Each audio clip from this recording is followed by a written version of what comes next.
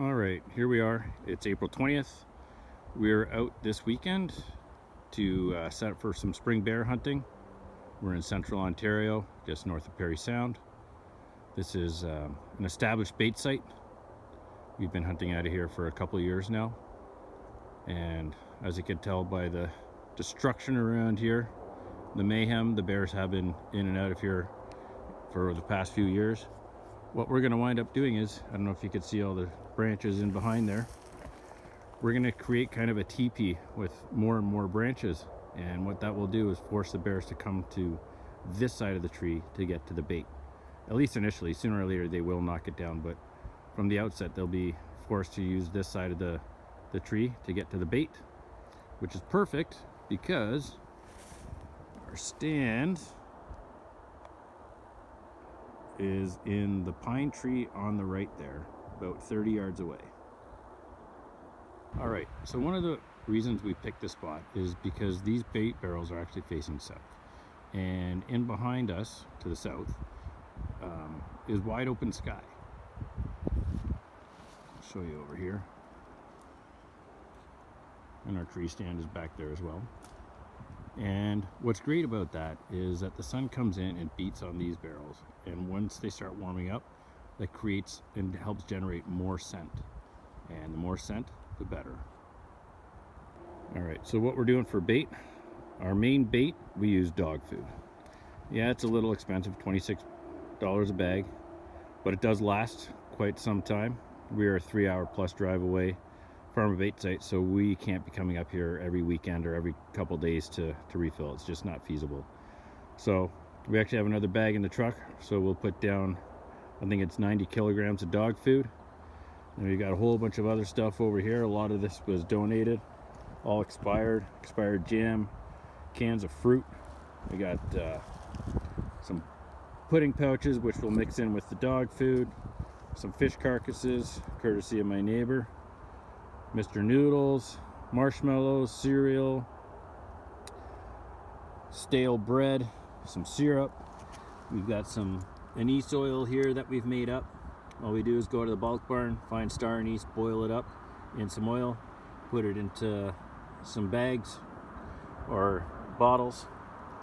You get some fryer oil from making wings and fries at home, beets, you name it. Got some Sour Patch stuff there too. Kids would love to eat that, but too bad it's for the bears this time. All sorts of good stuff. The bears are going to love it. Sugar, protein powder, fish guts in the back there. This place is going to smell wonderful for these bears. Another thing I like to use is bananas. You know, the ones that go brown and nobody's going to eat them? Throw them in the freezer. Bring them along with you. You know, over a course of a year you could probably get a couple dozen in there. And what I like to do is I take the frozen bananas and I throw them up against the trees so that banana scent will stick high up in the trees and be wafting all over the place to help bring the bears in. So what I do with fish carcasses is I actually put them underneath the bait barrels, and then we'll put some rocks in front of it so the little scavengers like raccoons can't get at it, but it'll still create some scent and hopefully keep that fishy smell around long enough for the bears to start coming in. All right, so we're gonna start with some dog food. Throw that in the barrel first.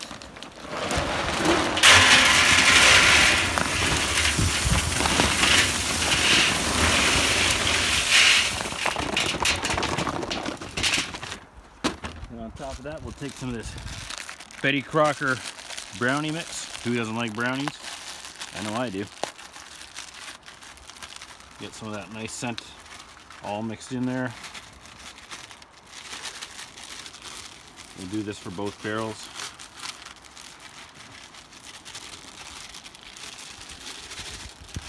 Smells delicious. And we got some Jello packets for some more scent in there. All mix in nice. Fruity.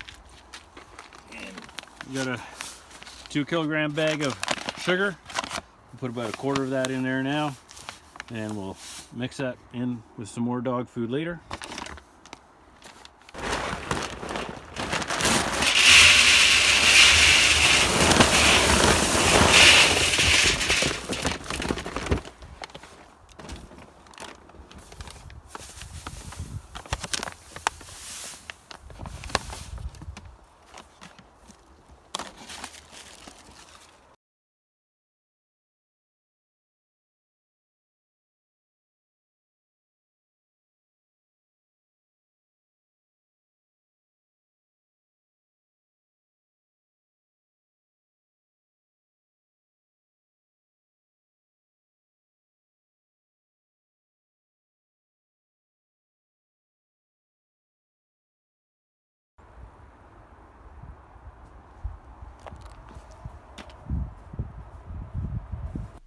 Sticks are added to the holes of the barrels to prevent raccoons and ravens and other small scavengers from stealing the bait.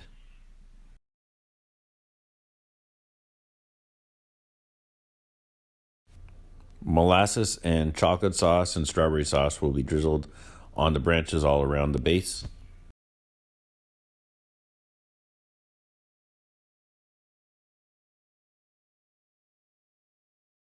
Yeah.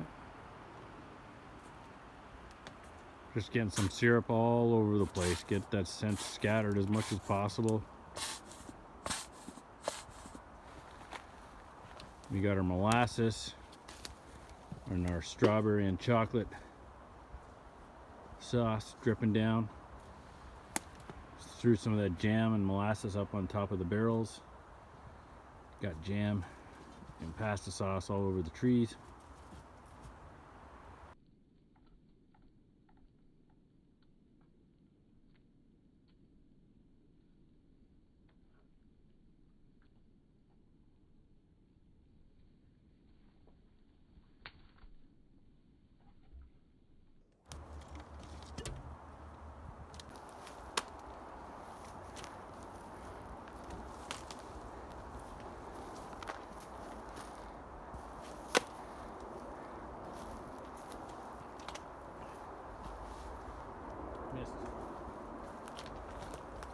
All right, now we'll throw some of this oil down. This is the anise oil. That way when the bears come in, they'll walk away and leave a trail for other bears to follow.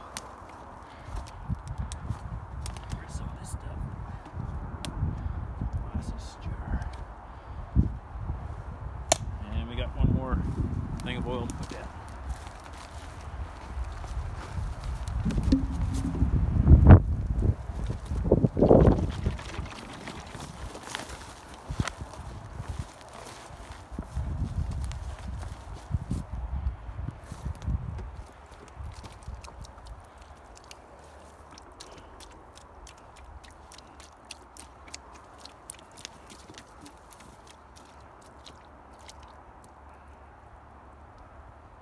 We're pretty much done. We'll be running both spy points and Tadicams, and what I've done for both is I've made up these lock boxes, welded some screws onto them, hopefully keep the bears from taking them.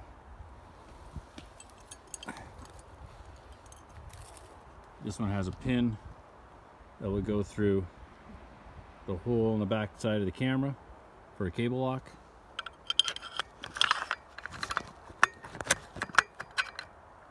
Sorry about the filming there.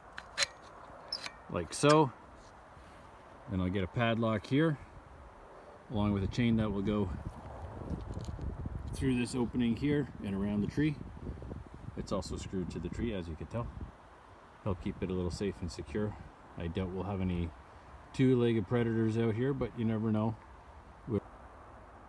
So this cam is actually set up in one of the travel routes that the bears do frequent. And if you actually look closely, down on this tree here, I don't know if you can see it, right here hanging off the side of the tree, you can see where the bear have rubbed up against walking in and out. And just to give you an idea where the trail camera is in relation to the bait pile, it's right there.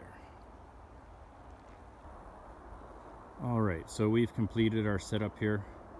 You can see how we've got the branches all kind of teepeed around the bait. So it kind of forces the bears to come around to the front, which will put them in direct sight of our tree stands and us shooting, hopefully.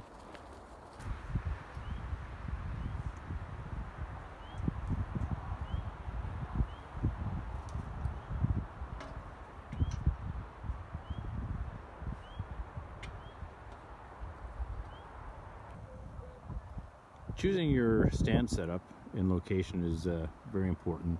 One thing you want to do is pay attention to the prevailing wind of your particular hunting area. Here it's a west wind, which is perfect. We are facing north towards our bait site, off to our right shoulder, which is east. We have a beaver pond, and that's actually right behind us as well to the south. And the great thing about this is that this beaver pond dog legs up here towards the east. So there's just a very small spit of land heading to the east here. And so the bears are predominantly coming from bush in the back here towards the north, where it's vast. It's hundreds or thousands of acres heading that way.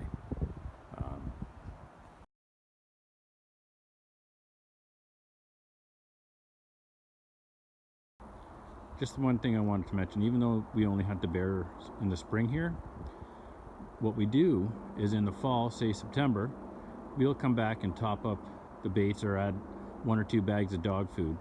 It just gives the bears something to remember and think about when they come out of the den. There's not food here all the time, but sometimes there's a bonanza. Bears have a great memory for things like that, so I'm hoping that by doing that every fall, they will get the idea to come and check this out on a regular basis, just to see if it's been topped up and see if there's some munchies available for them.